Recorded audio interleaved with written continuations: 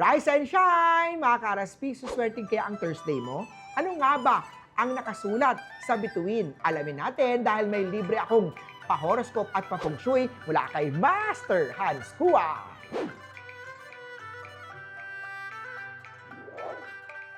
Simulan natin sa mga pinanganak ng Year of the Rat. Love ang focus ngayong araw dahil affected ang taysoy. Mas heightened ang emosyon. May nagtatampo pero hindi diretsa nagsasabi ng nararamdaman niya. Mas kailangan ng empathy kaysa makipagtalo. Pag-usapan din at 2. Oksa tayo, wealth ang spotlight kahit may taysoy influence. Magandang araw para ayusin ang finances, bayaran ang utang at magplano ng susunod na hakbang. Yellow at 8. Kay Tiger naman, career ang focus, maging alerto sa email memo dahil may mahalagang update na kailangan mong gawing agad. Huwag maging kampante at iwas tayo sa social media para hindi ma-distract ang priorities mo. Beige at 5. Kay Rabbit na tayo, love ang tema ngayong araw.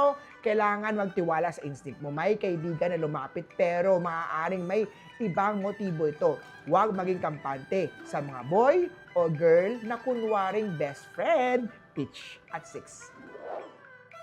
Kay Dragon naman tayo, wealth ang dapat pagtuunan ng pansin. Huwag nang ipagpaliban ang bayarin dahil mas lalaki ang mga bayarin na ito kapag pinatagal. Iwasan ang pakikipagsali sa mainit na usapan. So, opisina naman sa classroom man para hindi maapektuhan ang maganda, good flow ng energy mo. Silver at 4. Kay Snake naman tayo, love ang spotlight at malinaw ang mensahe at huwag nang bumalik kay X. Ang dahilan ng hiwalayan noon ay posibleng maulit lang ngayon. Mas piliin ang self-respect kaysa mag-relapse dyan. Purple at 3. Kay Horse tayo, career ang focus today. May delay sa plano pero hindi ito setback. Kung hindi, preparation phase. Huwag mag-overthink. Orange at 1.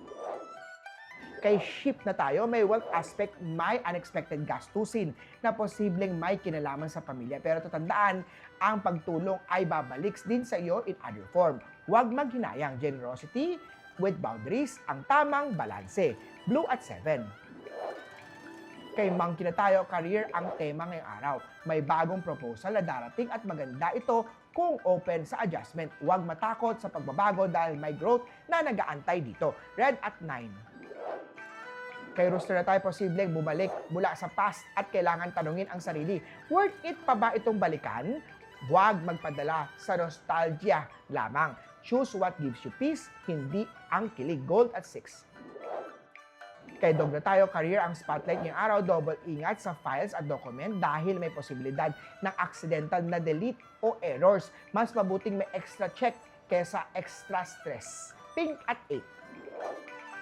Kay Pig na tayo, wealth ang nakafocus ngayong araw, magandang araw para bumili ng items para sa negosyo o mag-resell plan. Basta planado at hindi impulsive. Iwasan ang stress spending, siguraduhin may long-term value ang bawat gastos. Red at 1. Muli po, ito po'y gabay lamang mula kay Master Hans. Nasa inyong mga kamay na salalay ang inyong tagumpay.